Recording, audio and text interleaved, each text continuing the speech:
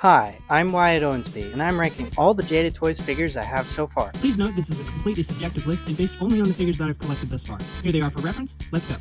And we're finally down to our last two figures, which means whoever takes the spot today also determines who gets first place next time. And if I had to go back and choose from our assortment who would be our silver medalist, it has to be Chester Cheetah. I mean, it's just not even a contest. And that mainly is because there is no single figure in my collection that has held my interest as much as Chester Cheetah has. This figure was a gift from my lovely and wonderful girlfriend, and in a year where I acquired several Smash figures, multiple Marvel Legends, and a bunch of other Jada Toys figures, this thing somehow overshadowed all of them and is now the single figure I have the most photos of on my phone. That's not a joke. I was actually pretty on the fence about this figure before I asked for it, but boy am I glad I did, because this thing is awesome. Somehow in a sea of endless Spider-Mans, Batmans, fighting game characters, anime characters, all kinds of things that just sort of blend together after a while, this guy stands atop all of them by just being so weird and unique. It's by far one of the wackiest, oddest things I own, but I absolutely adore it. I have no real love for Chester Cheetah. I mean, I don't mind him. I think we all kind of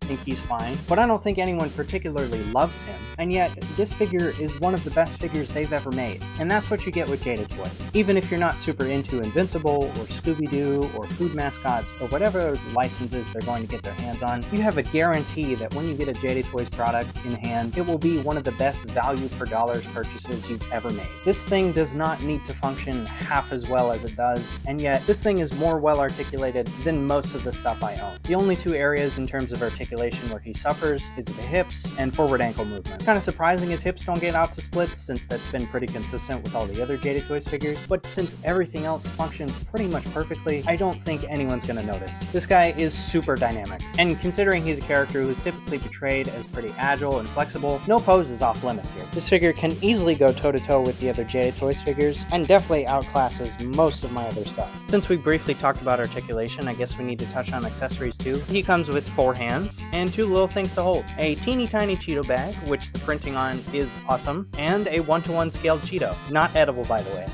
Not that I tried. Again, this is phenomenal. The only reason he's in second place and not first is just because the slight articulation limitations. Other than that, he's pretty much perfect.